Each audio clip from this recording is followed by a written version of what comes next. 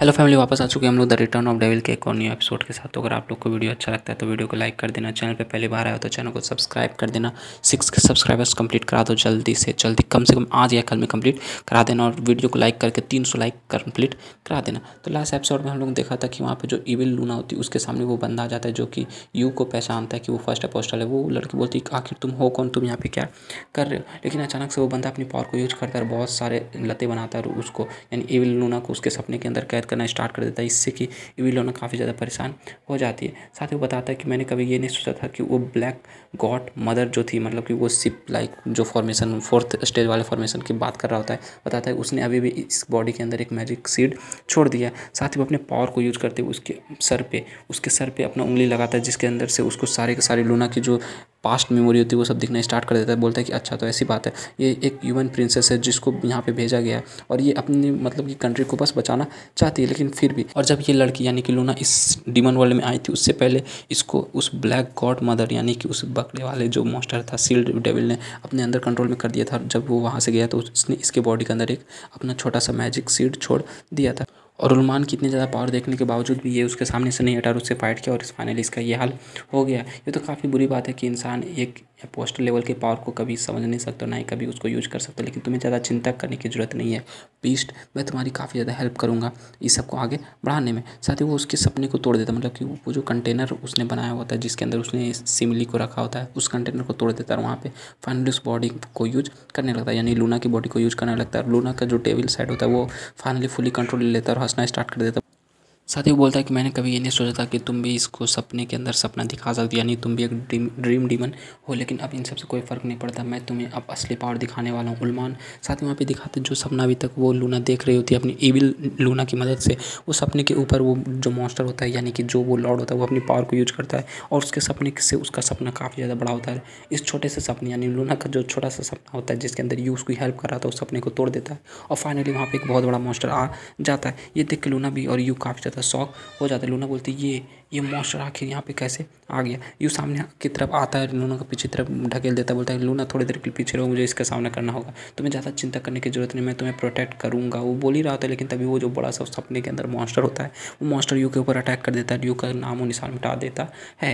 ये देख के लूना काफ़ी ज़्यादा शॉक हो जाती है, बोलती है यहाँ क्या हुआ। साथ ही वो नीचे गिर जाती है, रोना स्टार्ट कर देती है, बोलती है आखिर ये मॉन्स्टर इतना ज़्यादा स्ट्रॉन्ग कैसे हो सकता है, आखिर ये मॉन्स्टर जो था यू से भी ज़्यादा स्ट्रॉन्ग कैसे हो सकता है। साथ ही उसका इविल साइड जो होता है, इविल जो लूना होती है वो लूना के सामने आ जाती है, बोलती है तुम अभी तक नहीं समझी, मैंने तुम्हें शुरू से ही कहा था ना कि अपनी जो उम्मीद थी वो दूसरों के ऊपर मत थोपो और अपनी उम्मीद को खुद ही पूरी करने की कोशिश करो।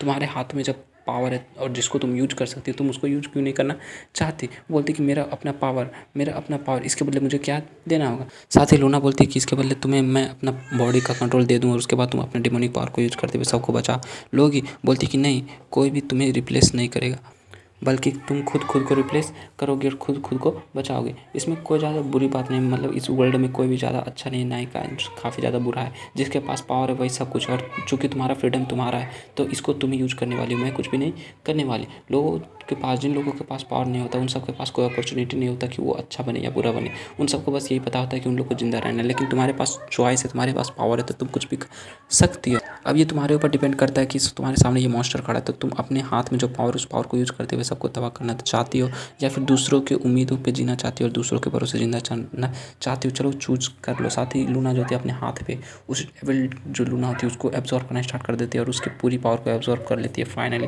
यानी कि जो लूना होती है हमारी अच्छी सी लूना, प्यारी सी लूना, वो फाइनली एविल लूना बन जाती है और वो अपने हाथ को क्रैश करती है, मतलब हाथ को पंच बनाती है और सामने खड़े मॉन्स्टर पे एक जोरदार पंच मारती है अपनी पावर को यूज करते हुए, एविल लूना की पावर को यूज करते हुए, और उस मॉन्स्टर को एक ही पंच में हरा देती है। साथ ही बोलती है कि चलो इन सबसे कोई फ़र्क नहीं पड़ता कि तुम एक डेविल हो, डेमन हो या फिर क्या हो, मैं अपनी पावर को यूज करूँगी अपने हिसाब से और तुम सबको हरा दूँगी। अब मैं सबको प्रोटेक्ट कर लूँगी, जो भी मेरा अपना है सबको प्रोटेक्ट करूँगी। साथ ही मैं नेक्स्ट मॉर्निंग नेक्स्ट दिन का सीन दिखाता यूँ होता, जाग जाता, बोलता कि ये तो काफ़ी लंबा लग गया, मुझे पता नहीं चला था कि मैं इतने देर उस सपने में रहूँगा। वहाँ पे दिखाते वो सीढ़ियों से नीचे उतर रहा होता है, लूना उसके पास आ जाती है, बोलती कि फाइनली तुम यहाँ पे आ गए, तुम इतने देर तक अपने रूम में क्या कर रहे थे। यू जो था वहाँ से नीचे उतर रहा था, लूना की तरफ देखता, बोलता कि लूना तुम इतनी जल्दी जाग गई और तुम्हारे कपड़ा आउटफिट तो चेंज हो गया। लूना को दिखाते उसने एक फेरी ड्रेस पहन लिया होता है, मतलब प्रिंसेस का ड्रेस पहन लिया होता है। बोलती कि इतनी जल्दी की क्या बात है, मैं तो बाहर गई थी घूमने, उसके बाद वापस भी आ गई, और जब मैं वहाँ बाहर गई थी तो इस वर्ल्ड में आने के बाद बहुत दिनों के बाद मुझे शॉपिंग करने का मौका मिला, तो मैंने अपने लिए ड्रेस खरीद लिया।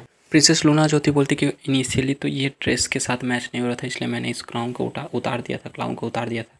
लेकिन जैसे ही मैंने इसको दोबारा पहना तो ये अपने अपीयरेंस चेंज करके एकदम मैचिंग हो गया। लेकिन पीछे खड़ा जो बंदा होता है वो अभी भी रो रहा था। बोलते कि फाइनली बीस्ट किंग का जो क्राउन था वो फीमेल क्वीन का बन चुका है। ये बोलता है कि चलो ठीक है, चूँकि तुम्हारा ड्रेस है, इसको देखने के बाद मुझे अब लग रहा है कि तुम सच में एक रियल प्रिंसेस हो। बोलती कि अच्छा, लेकिन मैंने तुम्हारे लिए भी एक ड्रेस लिया, ये लो तुम ले लो। यू बोलता है मेरे लिए, साथ ही वो उसको एक बॉक्स दे देती जिसके अंदर यू का ड्रेस होता है। बोलती कि ऑफ कोर्स हम लोग यहाँ पे जा रहे हैं और वहाँ पे Lord of Dark Night region से मिलने के लिए आज, तो तुम्हें क्या लगता है हम लोग इस तरह पुराने ड्रेस को पहन के जाएंगे? जो बोलते हैं अब इन ड्रेस के साथ क्या परेशानी है। वो चिल्ला के उसको बोलती है ऑफ कोर्स ये गलत है, तुम्हें पता है ना कि ये मतलब मामूली से कपड़े पहन के हम लोग किसी लॉर्ड से नहीं मिल सकते, और वैसे भी वहाँ पे हम लोग जाएंगे इस तरह का ड्रेस पहन के तो सब लोग हम पे हंसेंगे, इसलिए हम लोग को कोई अच्छा सा ड्रेस पहनना चाहिए। यू बोलता है चलो ठीक है, मैं समझ गया तुम क्या कहना चाहती हो। साथ ही लूना जो थी अस्कर से बोलती है चलो ठीक है, चूँकि यहाँ पे हम लोग ज़्यादा लेट नहीं हुए तो तुम लोग जाओ और कैरेज को रेडी करो, हम लोग निकलेंगे।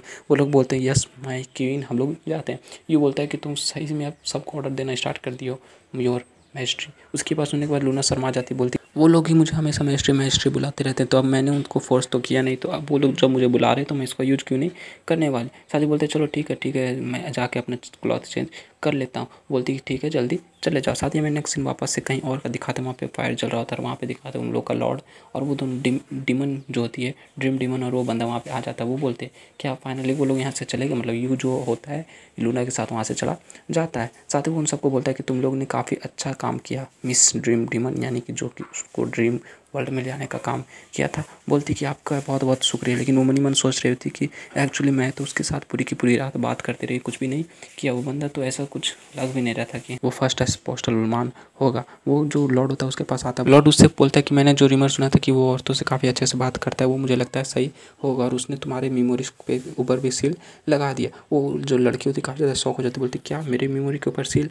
लेकिन मुझे तो सब कुछ याद है। लेकिन साथ ही वो शौक हो जाता है, उस ड्रीम डिमन को याद आता है कि उससे क्या बात किया था, तो उसे याद आने स्टार्ट होता है कि ड्रीम डिमन में से यूज ने बोला होता है कि तुम्हारा ये एबिलिटी मुझे दिखाने के लिए शुक्रिया, और मेरी साथ इतनी रात बर्बाद करने के लिए भी शुक्रिया। चूँकि तुमने मुझे इतना अच्छा फील कराया तो उसके रिटर्न में मैं भी अपना रियल ड्रीम वर्ल्ड तुम्हें दिखाता हूँ। साथ ही वो ड्रीम डिमन का जो वर्ल्ड होता है, ड्रीम वर्ल्ड टूटना स्टार्ट हो जाता है। ये देख के वो लड़की काफ़ी ज़्यादा शॉक हो जाती है, बोलती है रियल क्या ये इसका रियल ड्रीम वर्ल्ड नहीं था, आखिर ऐसा कैसे पॉसिबल हो सकता है, इसका ड्रीम जो है वो मेरे कंट्रोल के बाहर हो रहा है, आखिर ये बंदा कौन है। साथ ही वहाँ पे दिखाते हैं यू का जो कास्टल होता है वहाँ पे आ जाता है, और वो लड़की ये देख के काफ़ी ज़्यादा शॉक हो जाती है, बोलती है आखिर ये क्या है। ये बोलते हैं ये मेरा world, welcome to my world. बोलती क्या क्या ये तुम्हारा वर्ल्ड है, आखिर तुम हो कौन, आखिर तुम हो कौन। साथ ही वो जो याद होता है वो सब आ जाते हैं, और फिर वो जो बंदा इसका लॉर्ड होता है वो लड़की से बोलता है कि चलो ठीक है तुम्हें अब पता चल गया ना वो फर्स्ट अपोस्टल उलमान है, तो अब क्या अब भी वो तुम्हारे लिए नॉर्मल है या फिर तुमसे कमज़ोर है। वो लड़की मनी मन सोच रही थी कि ऐसा बंदा भी अपोस्टल हो सकता है, मैंने कभी ये नहीं सोचा था। लेकिन फिर उन लोग का लॉर्ड जो तो बताता है कि चलो ठीक है, वैसे भी उस बंदे ने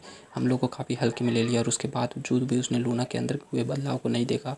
ये हमारे लिए काफ़ी अच्छी बात है। अब हम लोग को बस वेट करना है कि हम लोग उससे दोबारा कब मिलेंगे, हम लोग उससे जल्दी वापस मिलेंगे, और तुम भी मेरा वेट करो सोमली, हम दोनों भी जरूरी जल्दी मिलेंगे। साथ ही में next scene dark night blood region city का दिखाया जाता है। वहाँ पे जो अस्कार होता है वो उस पैलेस में पहुँच जाता है और बोलता है कि यही वो है ब्लड सिटी। लिलिथ यहीं पे इस मतलब कि जो हॉल है, हॉल ऑफ इटर्नल लाइफ, उसके अंदर होगी। ये बोलते हैं अच्छा क्या लिलिथ ऐसी जगह पे रहती है। साथ ही वहाँ पे अंदर चले जाते बोलता है कि लेकिन यहाँ पे तो कोई दिख नहीं रहा है, यहाँ पे कोई मसला है कि अस्कार बोलता है कि ये तो काफ़ी ज़्यादा अजीब है, यहाँ पे एक सिंगल डीमन भी नहीं है, मुझे नहीं लगता कि लिलिथ यहाँ पे होगी। लेकिन ये बोलता है नहीं लिलिथ जो है वो अंदर ही है। लेकिन वो मन में सोच रहा था कि मैं उसका मैजिक स्टोन मतलब जो लिलिथ को मैंने दिया था वो अभी फील कर रहा, इसलिए मुझे पता है कि वो अंदर ही होगा। लेकिन चूंकि यहाँ पे कोई भी हमें ग्रीट करने के लिए नहीं आया है तो सीधा हम लोग को अंदर जाना चाहिए और अपने से देखना चाहिए कि अंदर क्या हो रहा है, और आगे के एपिसोड में हम लोग देखेंगे अंदर क्या होता है। तो अगर आप लोग को एक्सप्लेनेशन अच्छा लगा तो वीडियो को लाइक कर देना, चैनल पर पहली बार आए तो चैनल को सब्सक्राइब करके 6K तक जल्दी से जल्दी पहुँचा दो।